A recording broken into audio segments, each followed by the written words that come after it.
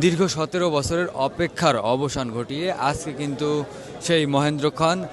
আজকে সকাল ৭:৩০টার দিক থেকেই কিন্তু ভোট গ্রহণ শুরু হয়ে গেছে। আমরা দেখতে পাচ্ছি যে ইতিমধ্যেই যে ভোটার সেই ভোটারের কিন্তু একটি দীর্ঘ লাইন। দর্শক, এই মুহূর্তে আমরা আছি Gulshan model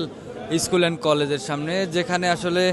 BNP chairman Tarique রহমানের ভোট প্রদানের কথা রয়েছে এবং আমরা দেখতে পাচ্ছি যে তার সেই যে তার আশাকে কেন্দ্র করেই কিন্তু ইতিমধ্যেই বাংলাদেশের প্রত্যেকটি গণমাধ্যম কর্মী এখানে এসেছেন এবং এর মধ্যে আমরা দেখতে পাচ্ছি যে তার যে আজকে যে ভোট গ্রহণ সেই ভোট গ্রহণ কিন্তু ইতিমধ্যে শুরু হয়ে গেছে এবং আমরা দেখতে পাচ্ছি যে সাধারণ যে ভোটাররা রয়েছেন তারা কিন্তু ইতিমধ্যেই দীর্ঘ একটি লাইন আমরা দেখতে পাচ্ছি এবং ভোট দেওয়ার জন্যই কিন্তু সাধারণ মানুষ এসেছেন এবং সকালে